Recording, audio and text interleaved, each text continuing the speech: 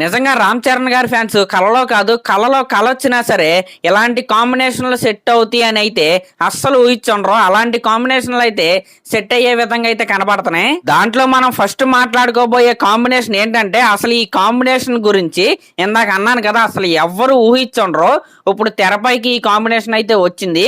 అదే మన రామ్ చరణ్ గారు అలాగే నిఖిల్ నగేష్ భట్ గారు. ఒరే నువ్వు చాలా ఎక్కువ మాట్లాడుతున్నావు, అసలు నిఖిల్ నగేష్ భట్ ఎవరా, ఎక్కడి నుంచి తీసుకొచ్చావురా అని మీరైతే అనుకోవచ్చు. ఆయన పేరైతే మీకైతే తెలియకపోవచ్చేమో గాని ఆయన తీసిన సినిమా అయితే మీలో ప్రతి ఒక్కరికి తెలుసు. ఆ సినిమానే సెన్సేషనల్ వైలెంట్ సినిమా అయిన కిల్ మూవీ. అవును, మీరు విన్నది నిజమే. నిఖిల్ నగేష్ భట్ గారే ఆ సినిమాని అయితే డైరెక్షన్ అయితే చేశాడు. ఇప్పుడు ఆ సినిమా తీసిన డైరెక్టర్ తోనే మన రామ్ చరణ్ గారు అయితే ఒక స్ట్రైట్ హిందీ సినిమా తీయడానికి అయితే ప్లానింగ్ అయితే జరుగుతుందంట.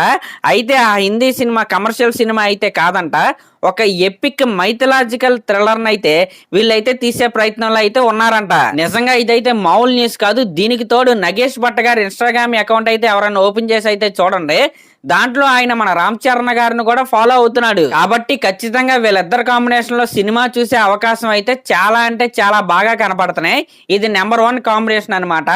నెంబర్ 2 కాంబినేషన్ ఏంటంటే ఈ కాంబినేషన్ కూడా ఎవరు ఊహించి అయితే ఉండరో అదే మన రామ్ చరణ్ గారు అలాగే హాయ్ నాన్న లాంటి క్లాసిక్ సినిమా తీసిన శౌర్య గారు అనమాట. అవును, మీరు విన్నది మళ్ళీ నిజమే. వీళ్ళిద్దరు కాంబినేషన్ లో కూడా ఒక సినిమా కోసం అయితే టాక్స్ అయితే జరుగుతున్నాయి అంట. ఈ 2 కాంబినేషన్ లో విన్న తర్వాత మీకు వచ్చే డౌట్ ఏంటో నాకైతే తెలుసు. ఇప్పుడు RC16 అయితే జరుగుతుంది.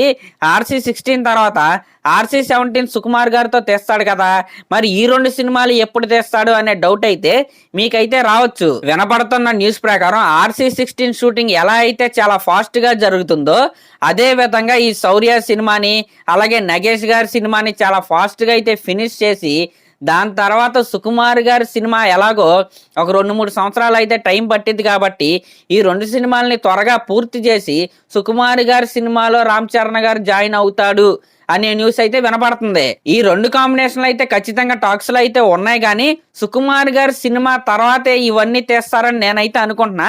కానీ ఏదైనా జరగచ్చు, ఎందుకంటే ఖచ్చితంగా సుకుమార్ గారు కూడా రాజమౌళి గారు లాంటి ఎప్పుడు సినిమా రిలీజ్ అయితే ఆయనకు కూడా తెలియదు. కాబట్టి ఈ లోపల అప్పుడు గేమ్ చేంజర్ సినిమా ఎలాగో 3 సంవత్సరాలు లేట్ అయింది. కాబట్టి RC16 కావచ్చు, దాని తర్వాత రాబోయే సినిమాలు కావచ్చు, చాలా త్వరగా తీసే ప్రయత్నంలో ఇలాంటి కాంబినేషన్లు సెట్ చేయడంలో ఎటువంటి తప్పు అయితే లేదు. అదేంటి, కేవలం ఒక్క సినిమా ఎక్స్పీరియన్స్ ఉన్న డైరెక్టర్ తో పనిచేయడం మంచిదేనా అని మీకైతే డౌట్ అయితే రావచ్చు.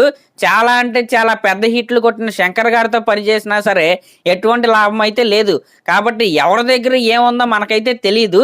ఇంకా ఇప్పుడున్న రోజుల్లో ఏం చేయాలంటే ఫస్ట్ సినిమా హిట్ అయితే 2వ సినిమానో లేకపోతే 3వ సినిమానో ఖచ్చితంగా అలాంటి యంగ్ డైరెక్టర్స్కి ఛాన్స్ ఇవ్వటం వల్లే చాలా అంటే చాలా మంచి స్క్రిప్ట్స్ అయితే వస్తున్నాయి. ఫర్ ఎగ్జాంపుల్ కల్కి కావచ్చు లేకపోతే KGF కావచ్చు, వాళ్ళిద్దరూ కూడా అంతకుముందు ఈ 2 సినిమాలు తీయక ముందు 100 సినిమాలు ఏమి డైరెక్షన్ అయితే చేయలేదు. కేవలం 1 సినిమా 2 సినిమాలే వాళ్ళకైతే ఎక్స్పీరియన్స్ అయితే ఉంది. ఖచ్చితంగా పెద్ద పెద్ద హీరోలందరూ ఇలాంటి టాలెంట్ ఉన్న యంగ్ డైరెక్టర్స్ కి అయితే ఛాన్స్లు అయితే ఇవ్వాలి.